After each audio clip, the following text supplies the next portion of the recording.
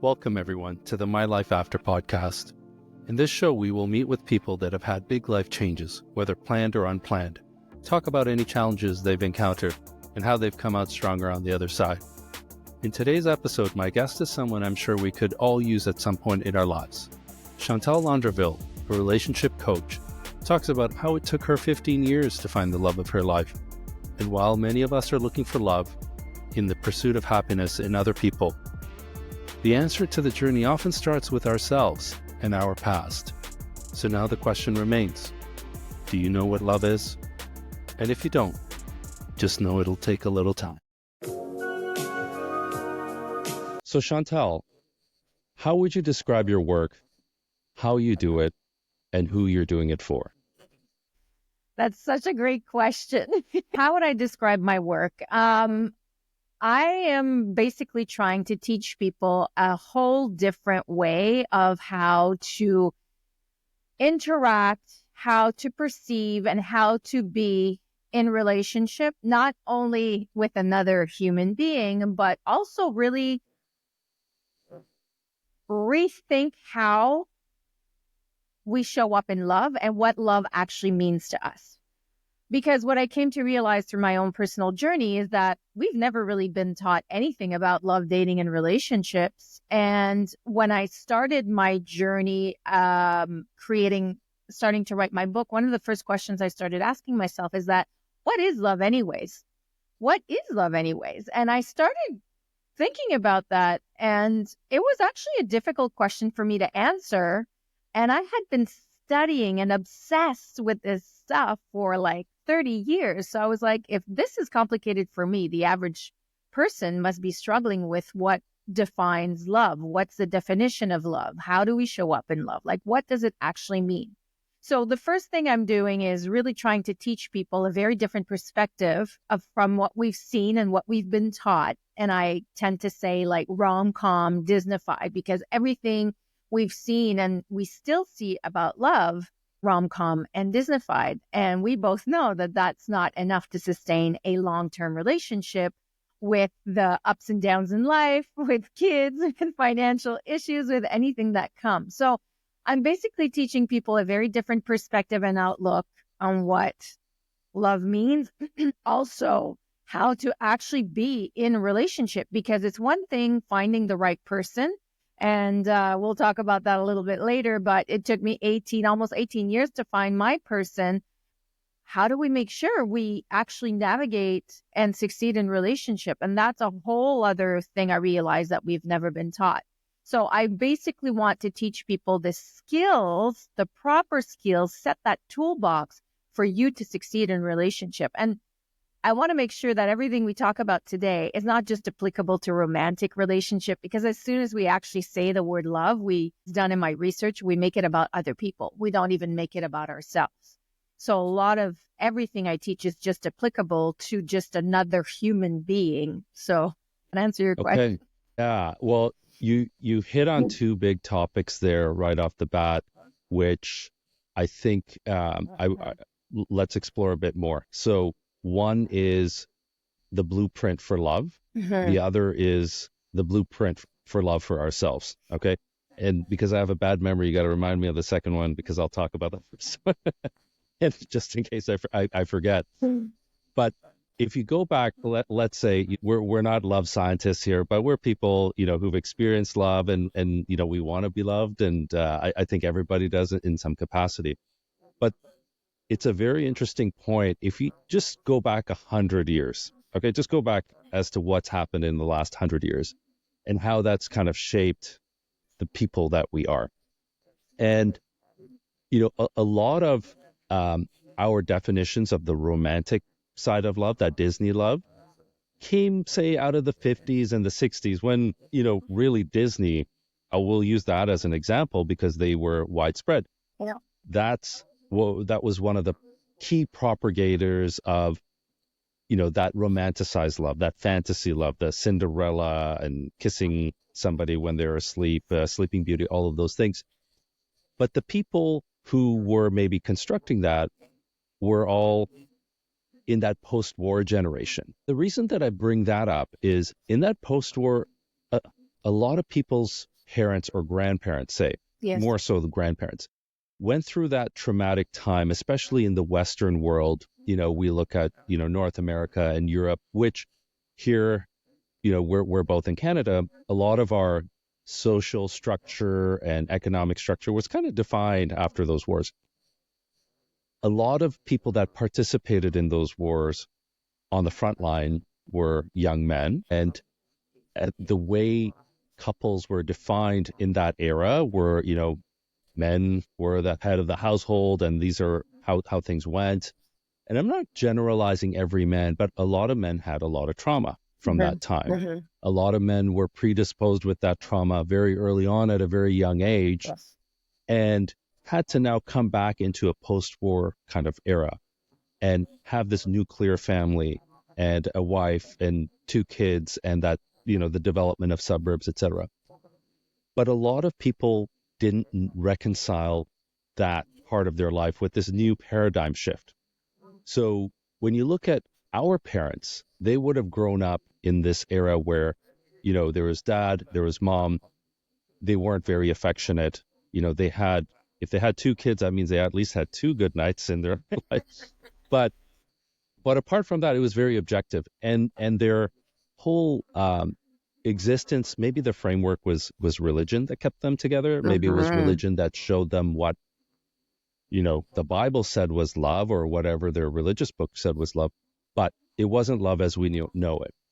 Then our parents grew up in this Disney fantasy era, or, I'm from Sri Lanka and an East Indian background, and there's that whole Bollywood theme, even to this day, of Yeah. what love is, which is complete fantasy. The gap even is even wider.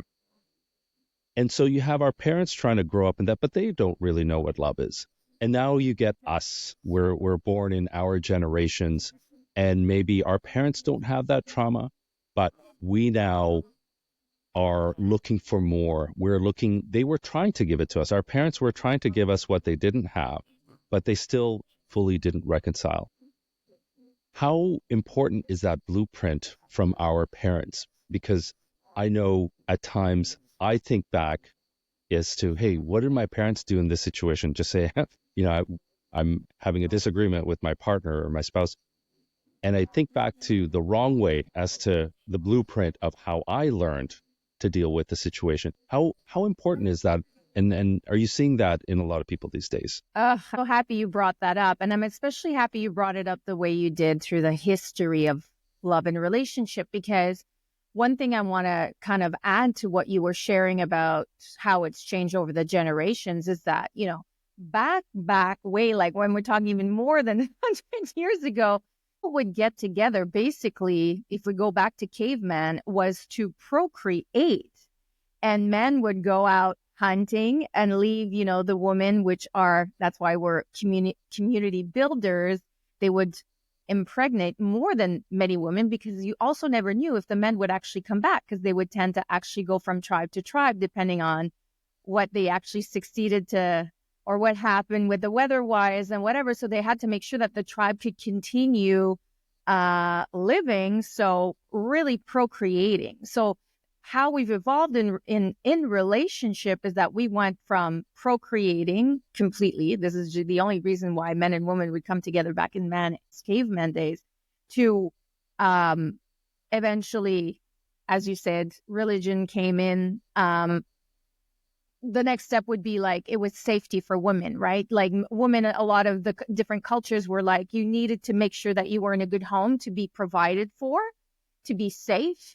And then you would make or create children to have the family go on. Now, today's world has like been completely discontinued, where we're just expecting everything to from our partners. We've lost our way. So we've evolved as humans, obviously. So when you talk about generational trauma, that's so important to understand, because when I started doing my research and when I started really looking inwards to understand why I had been showing up in relationship or not, because my case is that I was a total commitment phobic, even though thinking I was like desperate for finding love and ready for love, I needed to figure out what was the root. I had to go back on my parents. So Mm, You know, the famous saying, show me how you were raised and I will tell you who I am. Like, how, it literally is the thing. And that's one thing that I teach now as well, is that, okay, let's go see how you were raised by your parents and what was the relationship you saw your parents have. Because our first love are our parents. So whether they were there or not, whether they were good or bad or not, they're our first love. And when we talk about, like, you know, mommy issues and daddy issues, which is something that we often hear when people are looking for their partners, it's an actual thing because it's what you see. Between the age of 0 and 7, and now it's like even driven down to 0 and 2, if we talk about attachment styles that we can get into a little bit later. But between 0 and 7, you're basically born this unconscious being. Like, you come in, you're pure, you're all love. You have no idea what fear means. You have no idea what hate means. It's all dictated to you. So everything is already decided for you before the age of 7, when you can actually start mm, having your conscious mind and making decisions for yourself, or starting to, like, oh, I like this, I don't like that.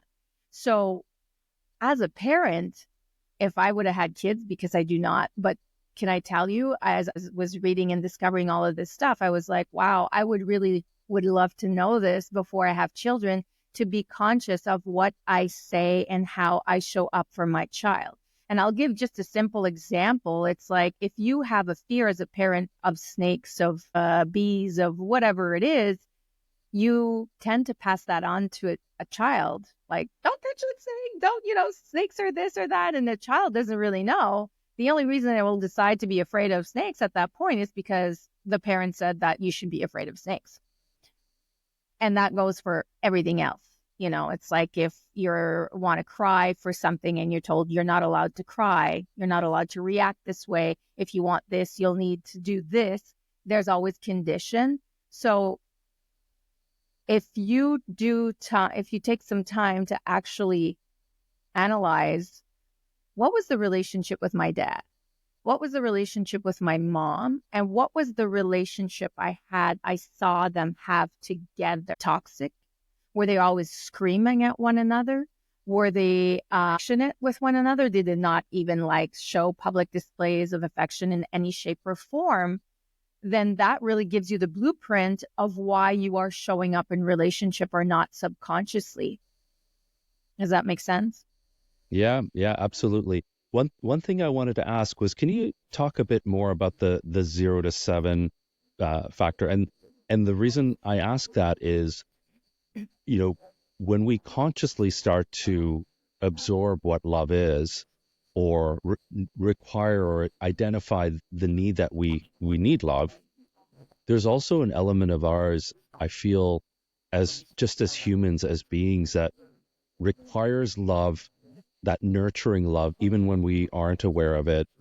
And the example that I would say was, Ted Kaczynski. That we're going off on a tangent here, but this guy, Ted Kaczynski, who you may know as the Unabomber, right? He was the guy, I think it was in the 80s or the 90s, who was sending mail to different people and with explosives and Yeah. stuff like that.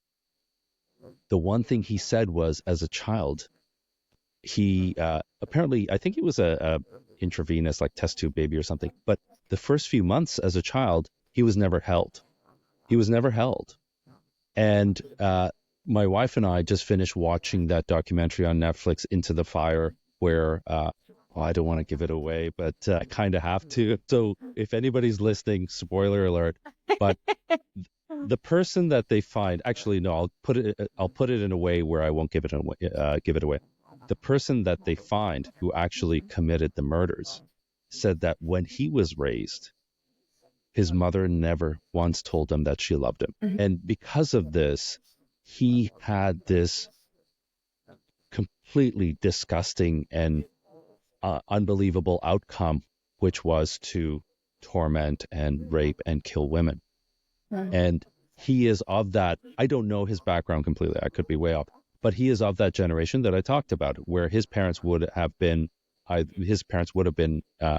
products of the war, or that generation of that war. I know nothing about his family, but it does resonate when you look at nowadays we don't hear a lot about serial killers, but in the 80s and 90s, It was a when thing. you did hear about that, that was one of the things, is that really, really broken household where they didn't get love, and they didn't, again, I'm going off on a tangent and very, very extreme, but to show that we are predisposed from birth to require affection, to require some kind of signal of love. Yes. Plug in for something for you later. Yeah. So I wanted to just ask a bit more on that. So let me define it, or maybe this can help the audience, because there's a great book called The Attachment Style Theory by Adam Levine, and that was a really eye-opener for me to make it easier for people to understand. So here's the number one thing I teach is the more self-awareness you have, the better you can show up in relationship in every shape or form. Here's why. Because you understand why you're reacting, why you're getting triggered. You understand and can communicate, why do I need something, right? Sometimes people say, I want this, I want that. But why do you want it? Why do you need it? And they don't even know themselves. The average person just surfaces, they're just going through life like, la, la, la, la, la. Yeah. It's like categorized in 3 degrees. There's like first degree, second degree, and the third degree is like deep, where you have so much self-awareness. You're able to catch yourself instead of always blaming others or like putting stuff on other people when things come up for you. So hence, understanding how you were raised is massively important. Like, what are my generational traumas passed on, or behaviors or thoughts or beliefs, because it really defines you and is really set between 0 and 2. So the attachment theory is literally, as I said earlier, we're born into this world, and as a baby, when we get out of our mother's womb, we're in survival mode, because the only way we can survive is by being taken care of, until we can we're basically relying on another human being to take care of us. So they divide this attachment theory into 3 main attachment styles, which is secure, anxious, and avoidant. So when you are secure, basically between 0 and 2, your parents were always there. If you were crying, they would take you, they would cuddle you, you would feel safe, you never had any issues. So you obviously will show up in relationship later in life very secure, but we can go into detail with that later. The anxious attachment style is that, this is the person that's in relationship that's always like needy or needs attention. It's like, where were you? What are you doing? Why didn't you text me? Why didn't you send me a message? Or, you can't go on this trip on your own. I want to go with you. They're very, very needy. That's when the parents between 0 and 2 with either, I say parents, it could be like just the main caregivers, basically.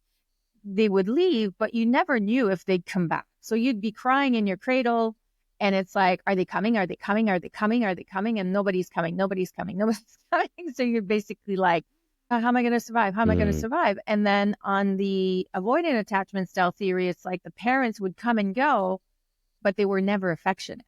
So you never knew, they'd come, but they would never actually give you affection in any shape or form. So at one point you're just like, you know what, screw this. I'm just going to make it on my own. Like, so you become avoidant, which I was all of my life. I was just like, you build a wall. So you're very detached emotionally. It's hard to let people in.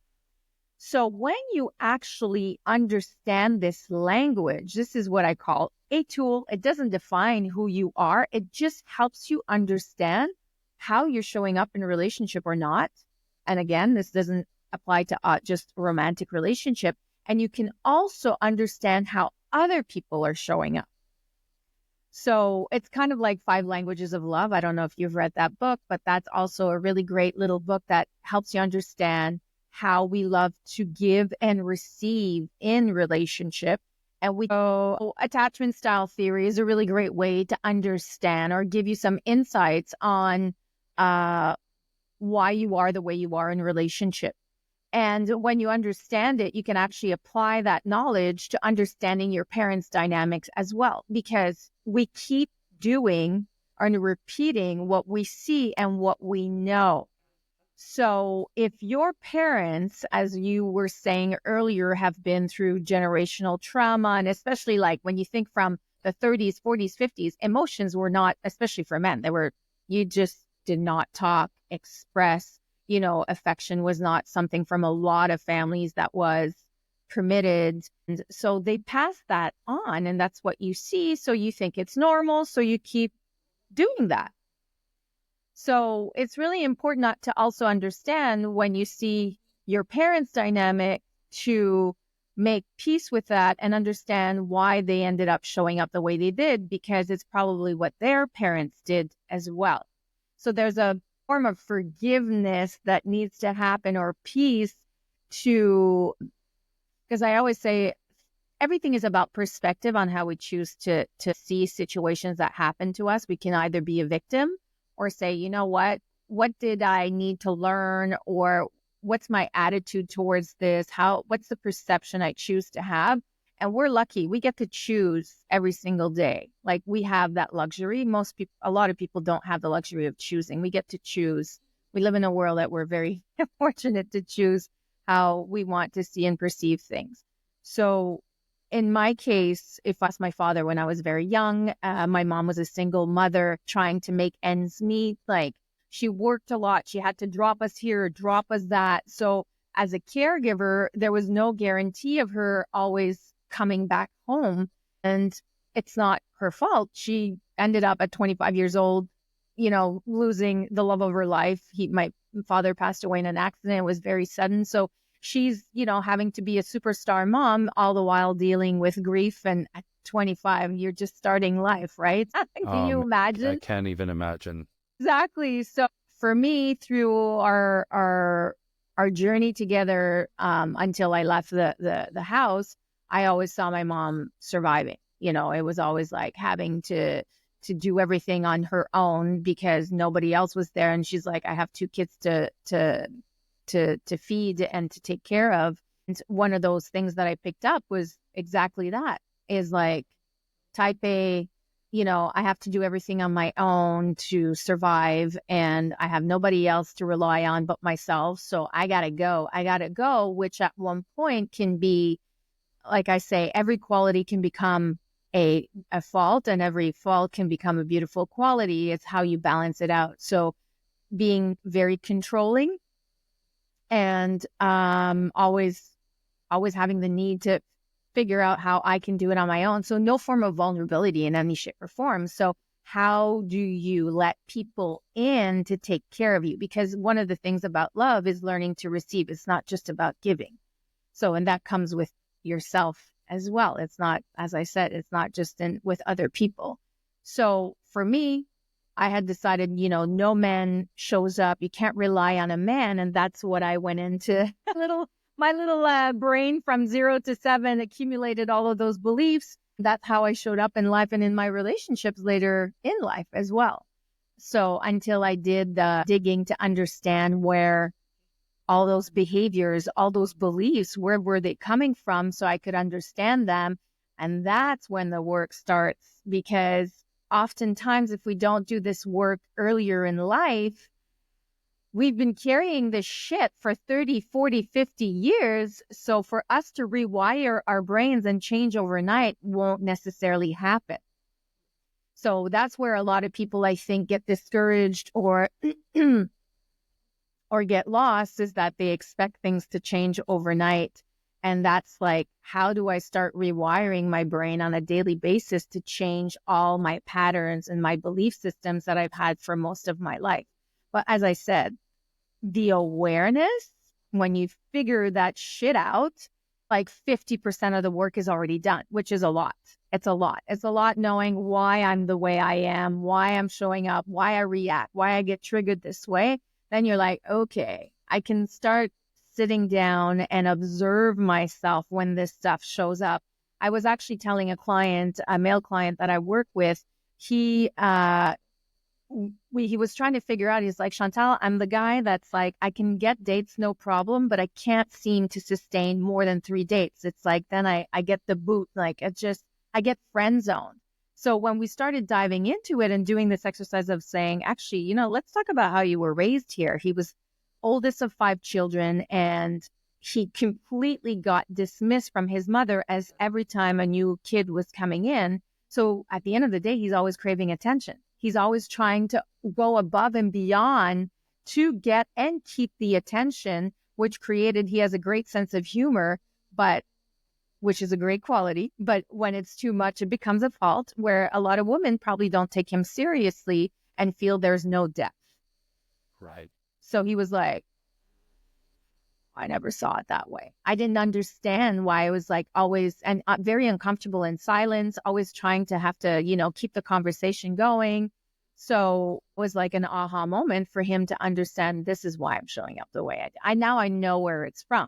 Okay, so what are we going to do now to try and change this behavior and this belief slowly on a daily basis to introduce a different way of doing things when I've been doing it for 50 some years? The self-awareness is a very powerful thing. The sad thing about self-awareness is not everybody has it. And some people may never fully realize that they don't have it. They will just go through life just doing the things that they do. Yes. People around them won't tell them because they'll just isolate them even more. You don't need people like that in your life, but it is such a very powerful thing.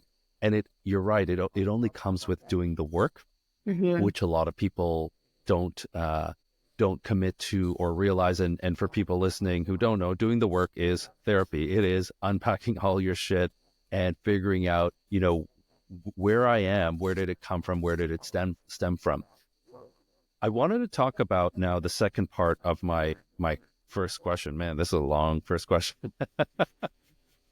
But the second part, I think, is now for me what was the foundation of that renewal, of that rebirth for me. And when you talked about, hey, in your stage in life, in your 30s and 40s, kind of get to a pivotal point as to, okay, where I am now is a product of where I was the last 30, 35, 40 years. And in order for that to change, I need to now rewire, because otherwise, it's that definition of insanity, right? I realized for me after, my first marriage ended and I was going through trying to figure things out, I realized then that I didn't love myself. And I realized in order for me to be in a relationship and to love someone, it needed to start first with myself. And I didn't understand how to go about doing that. And, I did the work to do that. And loving yourself isn't saying that everything about you is perfect and everything about it is good and everybody else is wrong if they tell you something is wrong. Loving yourself is accepting your faults, is understanding what your self-worth is, and knowing what you bring to the table, so that when somebody is sitting across from you, to your point, where are they in their circle of life or in their signal of life? Are they on the same wavelength?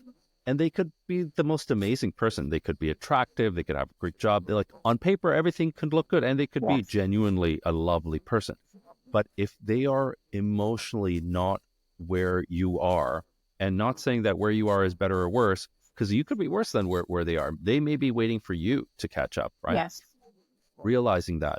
Can you talk a bit more about self-love and, realizing and accepting that part of yourself? Yes. And this is something that, there's beauty in social media and podcasts like that, because when we say about doing work in therapy and stuff, there's so much information out there to help us have more awareness today, more than ever, which is great. I mean, I'm talking to early people in their 20s, and, through Instagram, TikTok videos, like there's attachment style theory, 5 languages of love. There's more there. They know more. And Generation X is by science or by numbers are going to be some of the first generation that have the most successful and healthy marriages and relationships, because one, they're the first generation that dismiss everything we've been told that we should do, right? Marry in your color, marry in your religion, marry. They do not care. It's just like, and they're learning a lot of this stuff from a very young age. Like I didn't know any of this stuff until I was 38 years old. So that's a long time.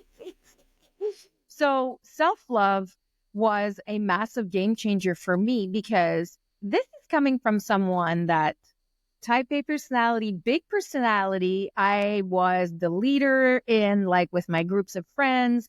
I was the one that was, the party girl, the fun girl. So when I kept on being asked, why are you still single? Why are you still single? Which happened all the time. I was just like, yeah, why the hell am I still single? Because I'm so this, I'm so that, I'm great, I'm funny, I'm smart, I'm successful.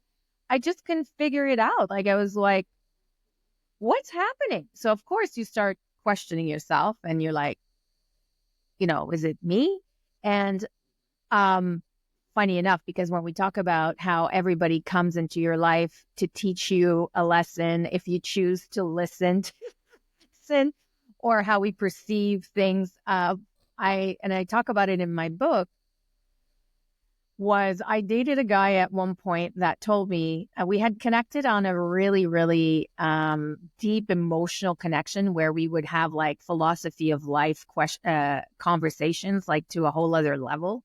So I don't want to say he got to know me quickly, but because of these kinds of conversation, we were like going straight to the source of things. And he said, Chantal, he goes, you realize that you've been fishing at the bottom of the sea. And I said, what do you mean fishing at the bottom of the sea? And he's like, well, what's at the bottom of the sea? And I'm like, well, lobster, shrimp, everything I looked at. He goes, yeah, but they're bottom feeders. What do they eat? They eat the shit from all the fish swimming on top.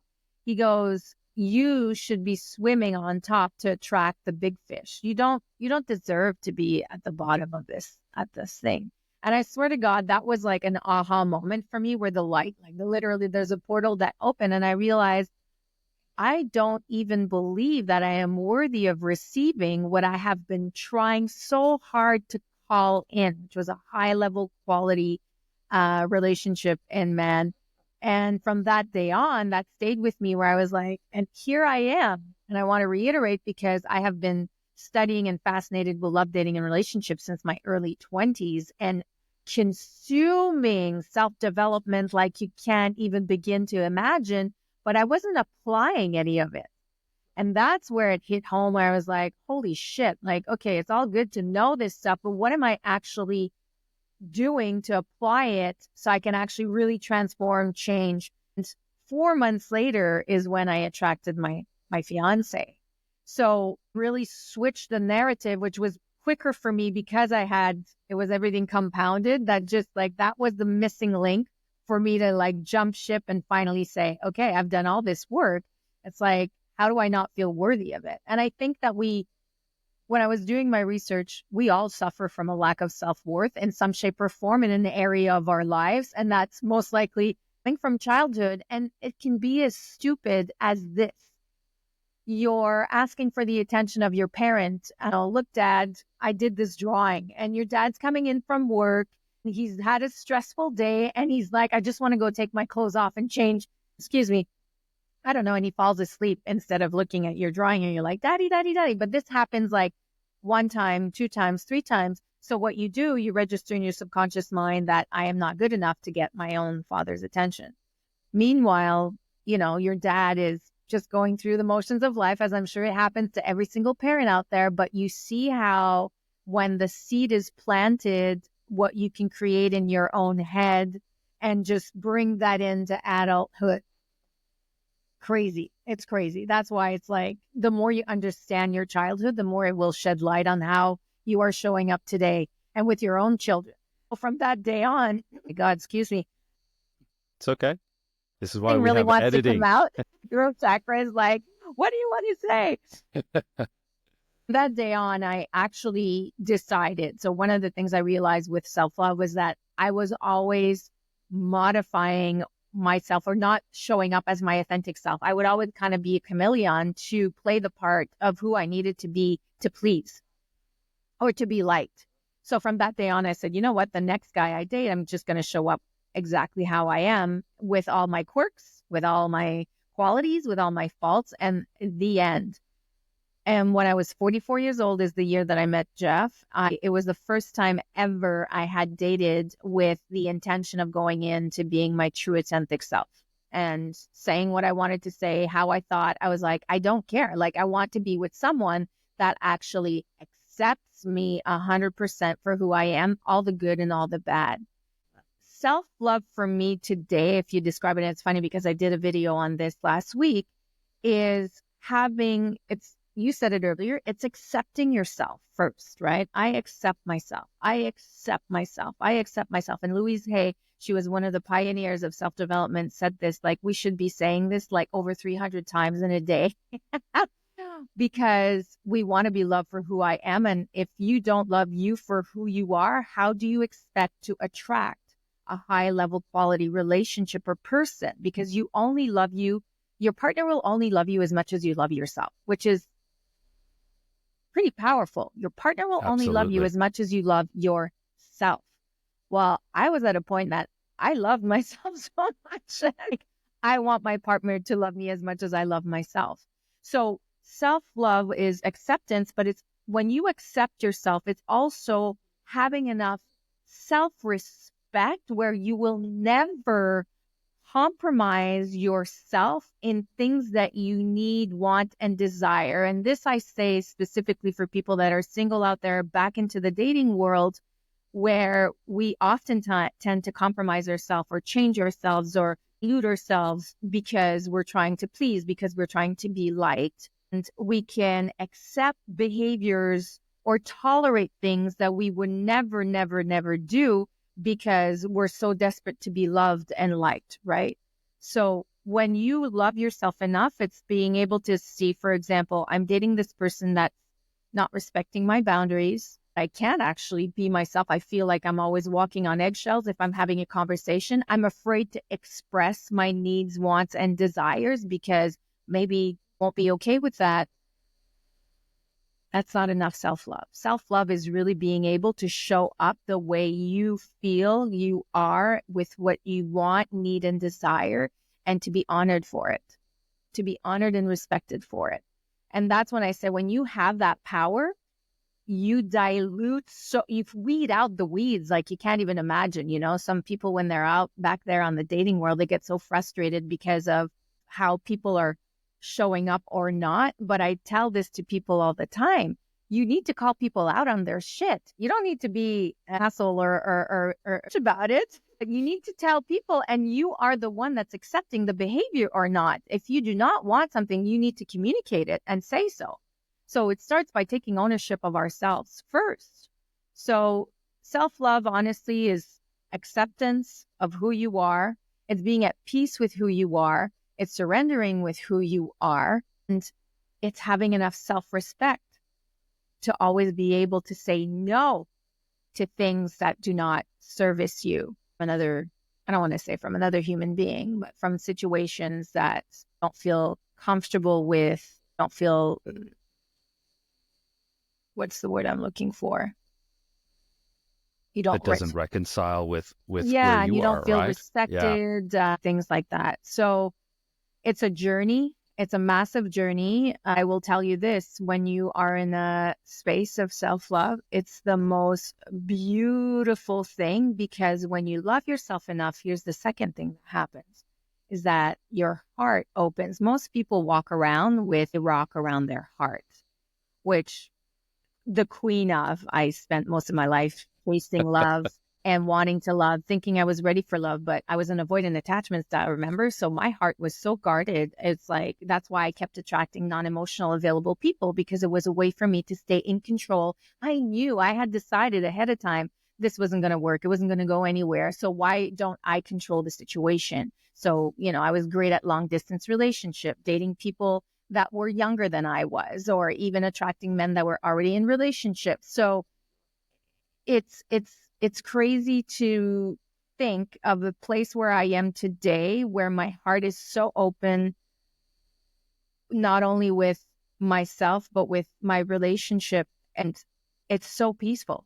It's so peaceful. And here's what it does is that it makes me show up better for anybody else that comes into my life because of that peace. And the heart thing is like so open. It's amazing because That's another powerful thing that I noticed as well, right? With one, the acceptance. The other thing as well, you mentioned this earlier, is the forgiveness, right? The forgiveness of the things that have happened, forgiveness of yourself, the abolishment of any kind of victimness, which a lot of people carry around in a relationship and expect the other person to be the solver of those issues, which is unfair. And it's true, that aura of opening your heart and just all of a sudden things just start coming to you. You don't realize it, and all the things that have happened in the past, that create that shield around our heart to protect us. It is we don't realize those things are there because on the outside it's like, hey, I'm a nice person. I'm easy to talk to. I do yoga. I do all of these things, and everyone likes me. But like, why is that not happening? What is that gap, right? And you mentioned earlier when people were saying, why are you still single? I think that was like the worst question on a date that somebody would ask, because you're literally sitting across somebody else who's in that same situation, and they're asking exactly. you like it's your fault you're single, and I'm like, what the WTF? But then you walk away and you think, yeah, why am I really single? And then when you're young, you're just full of so much bravado. You're like, oh, you know what? They're not good enough. They're asking me stupid questions, and you Exactly. keep going, right? One day, I'm sure we'll probably have other conversations. Another powerful thing for me was the chakra healing, or the chakra course that I did after when I was going through that period to renew myself and rediscover. And the most powerful one for me that resonated was the throat chakra, because I realized in my life there were several points where I felt like I didn't have a voice, and Yes. it showed up in Yes. relationships, in professionalism, and all of those things. Yes. I took this little thing out this morning because Uh, it's hilarious. I've been having like solar plexus issues. So I'm like, you know what? I need to restudy this. I need to as well. It's been many years, and that was a very powerful course for me. And it was taught by this wonderful lady, Sheila Cullen, at Spirit Loft, which is in Leslieville, where I was living at the time. Sheila unfortunately moved back to New York, but Spirit Loft is still around, and I spent a lot of time there as well. It was very instrumental in my healing. So on this path now, you've recognized that things that needed to be worked on. You have the awareness. You're working on it.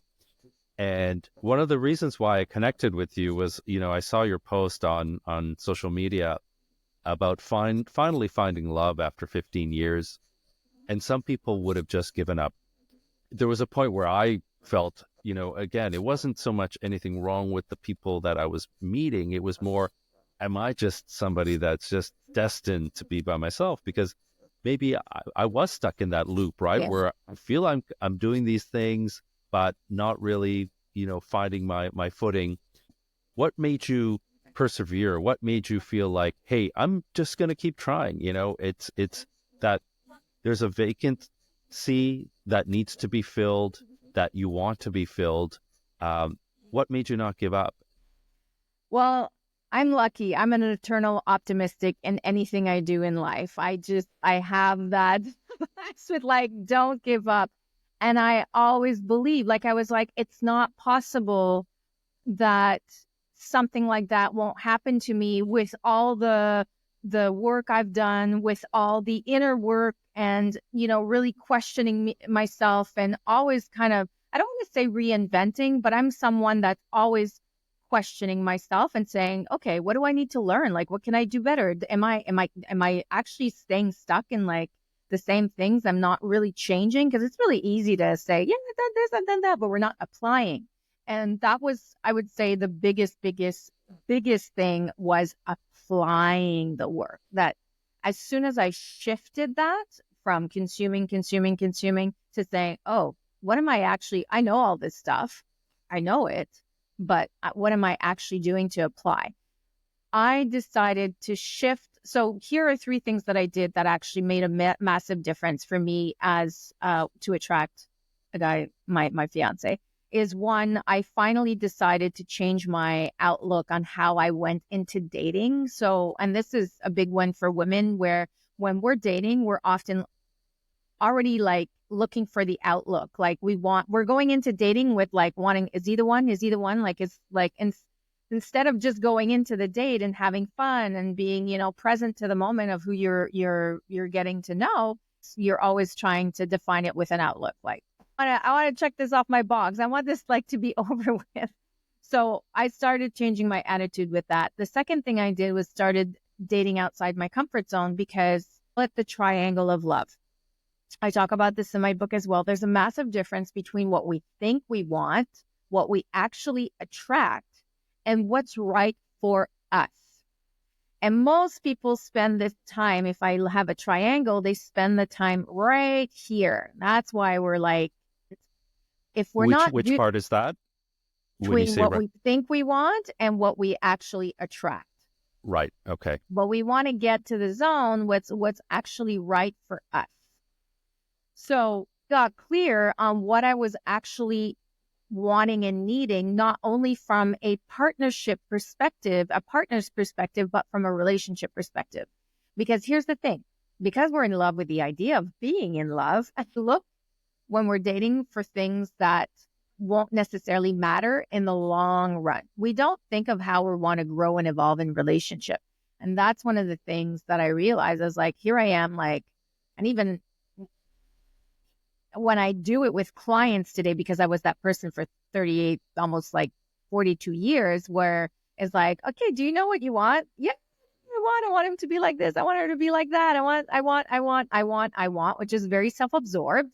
And it tends to a lot of the time be very superficial needs and wants that we're asking for, right? Tall, fun, financially well off, knows how to cook, wants to travel, loves dogs, wants children. Okay, but let's dive deeper. Like, what do you want out of the relationship? How are you actually going to grow and evolve? Like, if you think from, the first year of like the honeymoon phase, growing into, if you do have kids, if you do have financial issues, if someone dies in your family, if you're having a communication my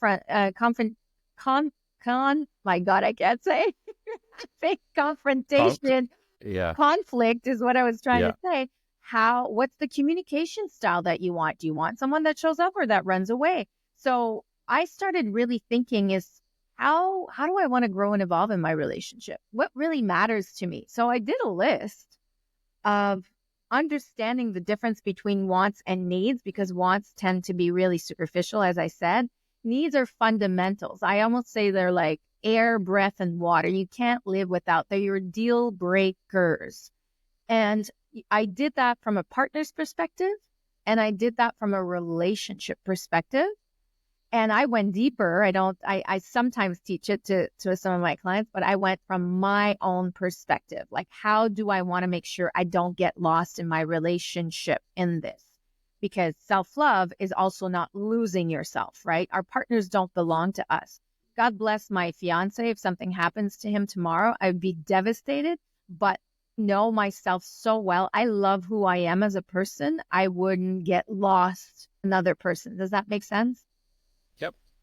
So I did that exercise. And then when I started dating outside the box, I would attract people I had never thought I'd be attracted with. And I remember, to like take it back to the story of the guy that told me the fish story. I went to an event one night, and I had just in 2018, I was on a mission saying, you know what, I'm moving to Europe. My guy is not here in North America. I'm going to meet him in Europe. And that was the summer I did what I wanted, basically, which that'll be my second book. And I did meet the person, but I got caught up in the fantasy. Here I am, the girl that's been studying all of this stuff, and I got caught up in the romance. I got caught up in the fantasy. I ignored every red flag possible. And I obviously it didn't work out, but I was so devastated because that was such a, I thought I had accomplished and checked off the list. Like, and I came back home broken, like I hadn't been broken ever.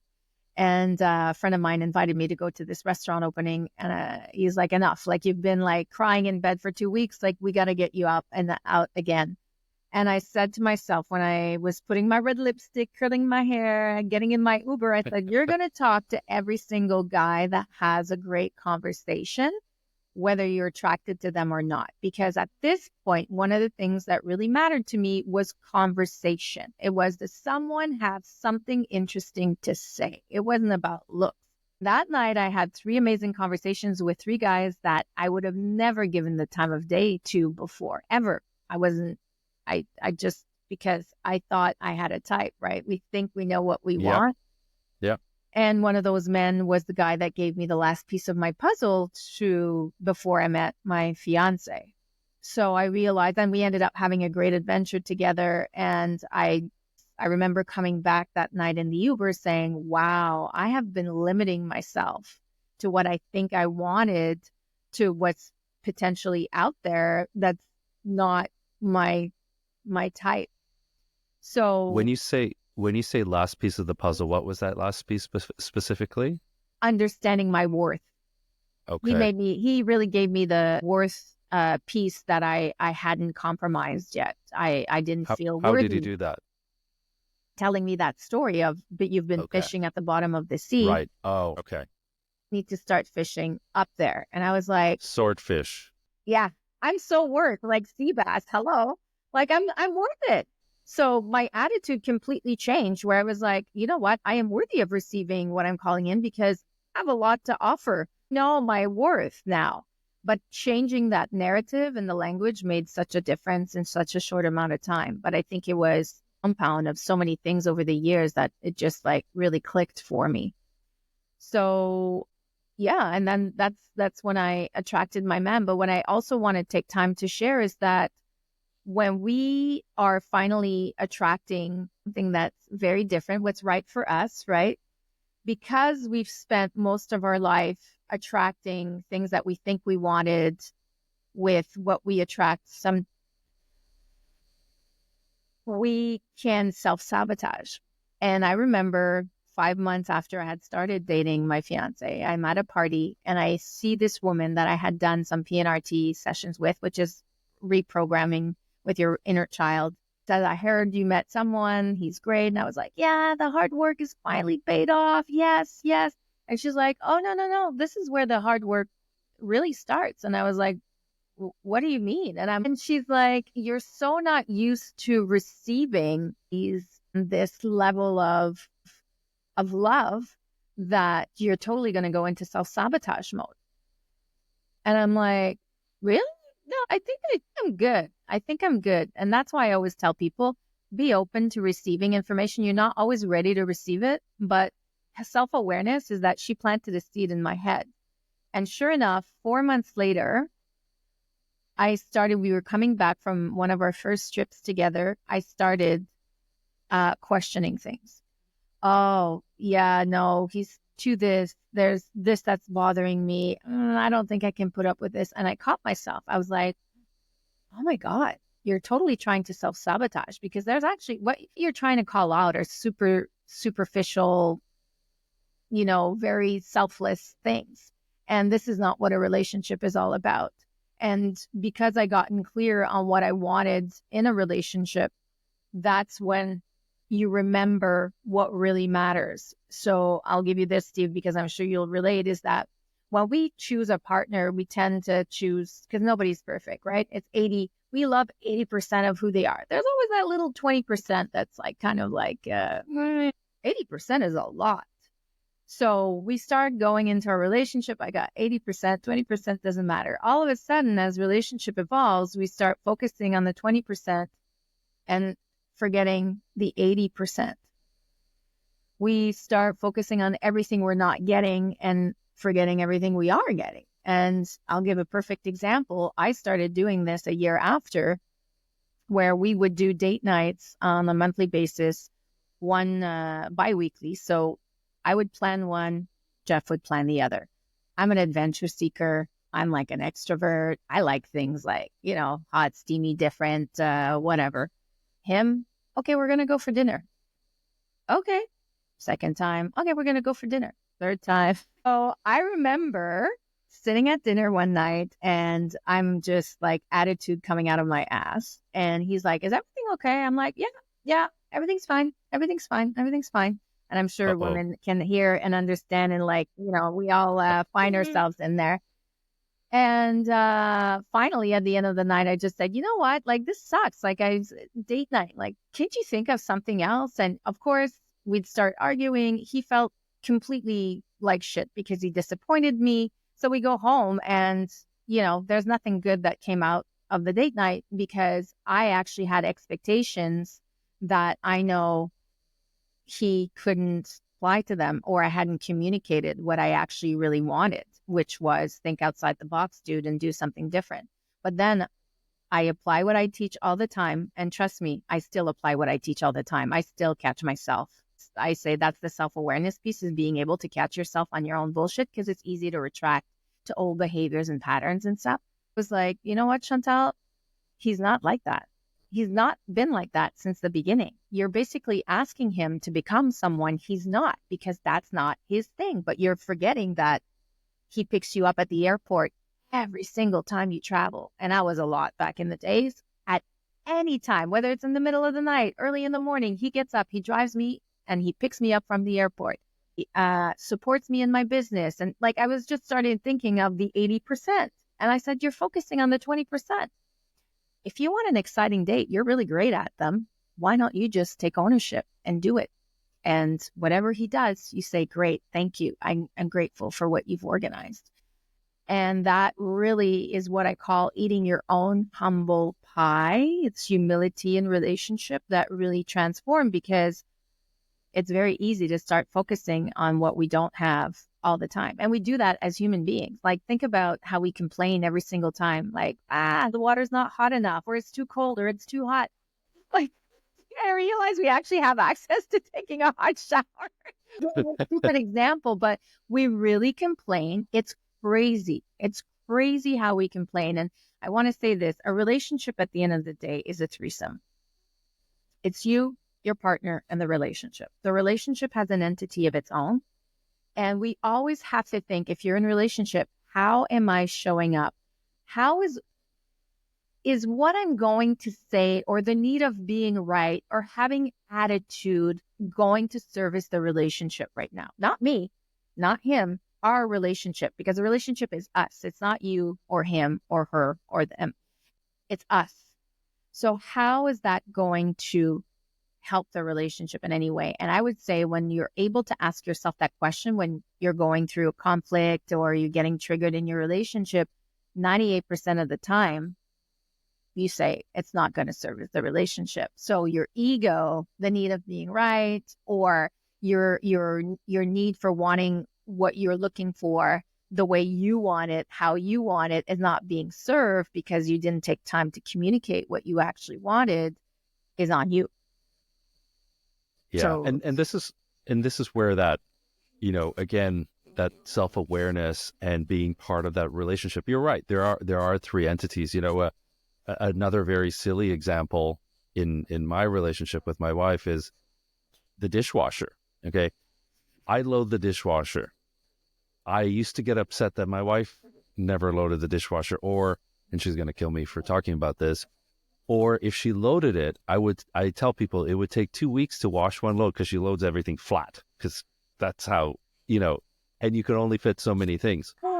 And then one day, my daughter needed help with geometry, and my wife is very smart, much smarter than me. She has a PhD, brilliant mind. And she asked my wife for help with the spatial thing with geometry and depth and things like that.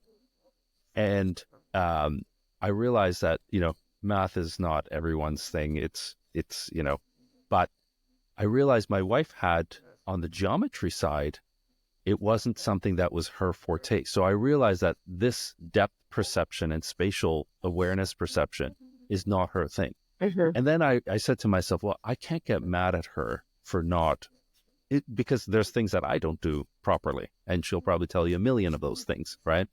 But I do close the cupboards. I do close the cupboard doors. I'm one of those people.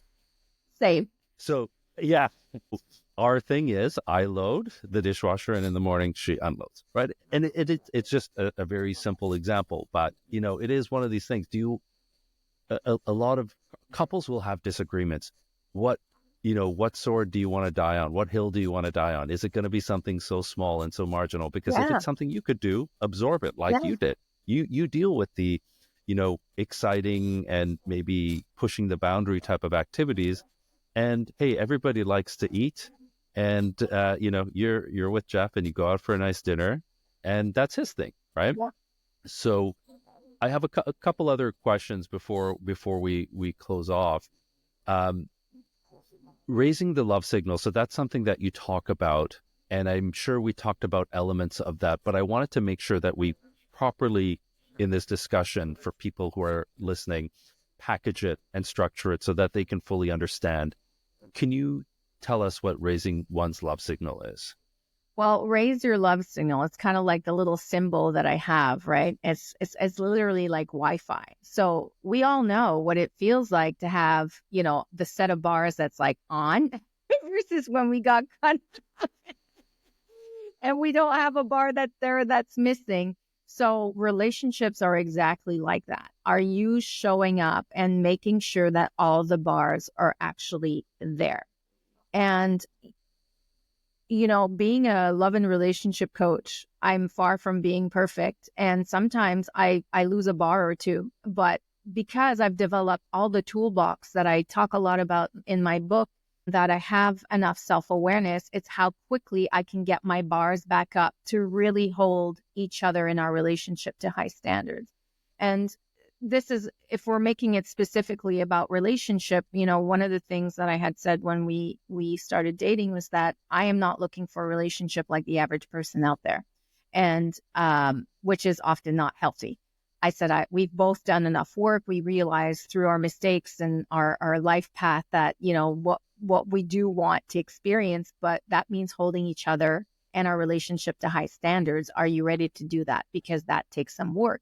And going through a divorce and being remarried is that if you do not show up on a daily basis with high standards, it's really easy for things to just fall off and lose the bars. Then we start blaming each other as saying, you didn't do this, you didn't do that. But it's always like, how am I showing up? And we hold each other now to high standards. When one falls off, we're quick to call each other out on that to bring each other back. And because we've made that agreement together as a couple, then it's like, okay, it's time we need to do something. And we do it instead of waiting for it to crash and burn or building all that resentment, that anger, or whatever. So this is something that happens on a daily and weekly basis. Now, it doesn't happen, I say on a daily basis that we're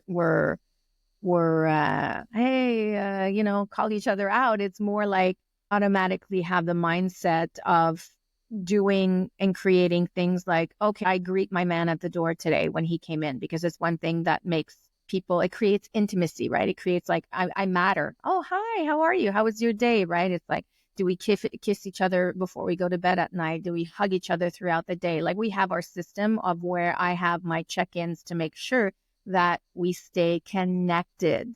I call it connection time because it's really easy to lose that connection. And because I'm an avoidant attachment style, it's really easy for me to retract my way saying, you know what, you're busy, you're fine, you're doing your things. I'm independent, I'm fine, I can do my own things, and just like leave the relationship, like just not physically, but just mentally, where I can disconnect. But because I know that, I can catch myself much quicker and say, no, you're in a relationship. You have to show up for the relationship. So that means you need to say, you know what, I need connection time. Oh, lost my train of thought where I was going with this. Well, we're packaging the love signal, right? Yeah. Yes, yeah. So that's basically what it is. So in the book, Raise Your Love Signal, it's literally no matter where you are in your journey to love, whether you're already in relationship or not, it's there's three main chapters of the book where I talk about if you're single and looking for love, obviously, do you know what you want? Do you know what you need? And getting clear on like, how do I define love, and what do I want my relationship with love to be, and what what is my relationship with love? Because most people don't even understand that. And I think that whether you are in a relationship or not, these are questions that are really important to ask yourself, and also to help you elevate your relationship if you are already in relationship, to say, okay, like, oh, yeah, I never thought about it this way. And if I want the next 30, 40 years to really rock, we need to step up our game. Two more questions. The last question. So I have guests leave questions for the next guest, which I'll ask you to do afterwards. Actually, you know what? I'll start with that question since I brought it up. So the question that the guest left for you, because I give them a primer of who is on next. Do you believe in the concept of soulmates? So my answer has changed over the years. I absolutely did. I was a massive like fan. Soulmate, soulmate, soulmate.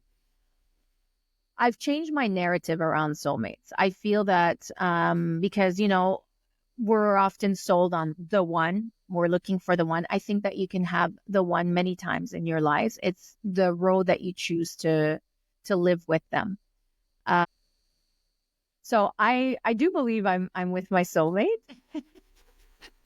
But I would say, if I reframe it, for me, is that I have found the person that we've come at the same road. We desire the same thing. We're invested the way we are. We're just like, we're at peace. There's a feeling of safety, and we want to grow and evolve together. And we're both there to do that.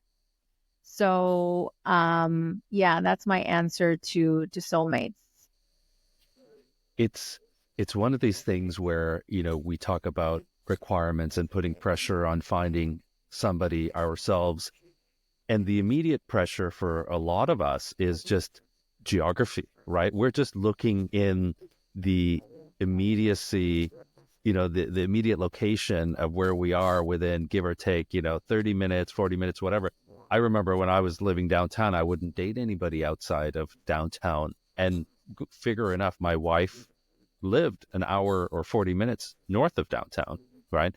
And one day she was, in downtown Toronto for a meeting, and said, "Hey, why don't we meet?" And I met her. Had I not opened that boundary, and even 40 minutes is not a big deal, but we put a lot of restrictions without really thinking about it, because a lot of it is, hey, I'm living downtown. I want to go on a date this week. Yeah. I don't want to coordinate a train or a long, expensive Uber ride or a long drive, and because I want to have some drinks and all of these things.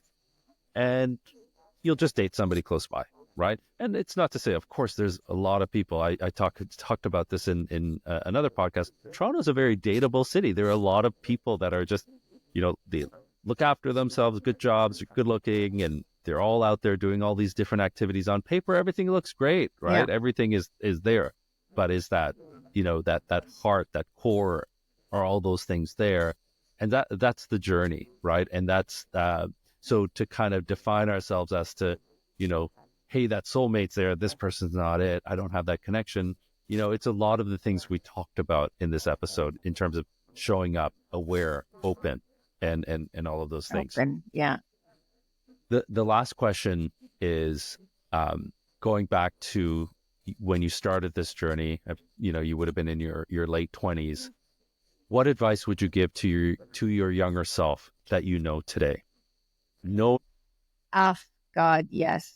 Well, one, I would definitely work on my self-worth and self-love, because I was so conditioned to being defined by who I would be with, that would just like, oh, somebody's going to love me, that means I'm lovable, right? So, where I would not ever let myself be me around other people. So it's like, number one, work on your self-worth and your self-love. And number two, self-awareness.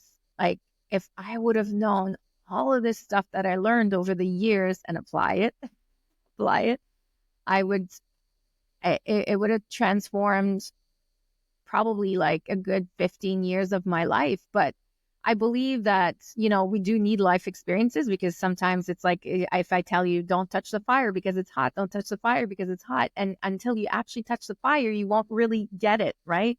So you do need the experiences in life. But here's the thing, is that when seeds are planted, like that woman planted that seed, because I had the self-awareness, I was able to catch on to it. So maybe that means you stay in a relationship for 3 months instead of 5 years. Maybe that means you don't get married when your inner voice is saying, you know what, this is not the person for you, but you decide to, go on with it because, oh my God, it's already on the way and whatever. So you learn to make the right decision based on your gut, because you know yourself so well. We ignore our instinct all the time, all the time. So self-love is being connected with who you are. And that means you pay attention and you allow yourself to listen to that intuition, to that little voice inside you. So you know, I chose to ignore that little voice many, many times. And sometimes we choose to ignore it because, we don't want to face it. It's like that, my adventure in 2018. I was like, my God, no, no, no. I ignored everything. I got caught up in the fantasy. I didn't want it to tell me the truth. I wasn't ready to hear it. So that's what I would share. Great. Well, Chantal, thank you very much for chatting with me today. I honestly, I felt we could talk for a couple more hours, but I'm sure you got I'll stuff to come do. back. Yeah, my wife and daughter are waiting to go for a hike. But thank you. You talk about a topic that is very top of mind for a lot of people, and at different points in their life, that topic is very different. The answers are very different. The solution is very different. The approach is very different. So thank you very much for sharing with everyone today.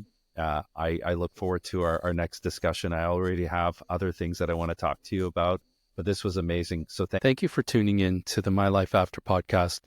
As we wrap up, Chantal shared some powerful insights about the importance of investing in our relationships, just as we do in other areas of our lives. She emphasized that the most profound lessons come from our experiences, and it's crucial to seek support and guidance proactively. Whether you're training for a marathon or learning a new skill, we naturally turn to experts for help. So why not do the same for our relationships? Sound advice if you ask me. Invest in your relationship journey and keep growing. Links to Chantal's book and how to contact her will be in my show notes for the podcast. Thank you for listening, and until next time, keep exploring life and all it has to offer.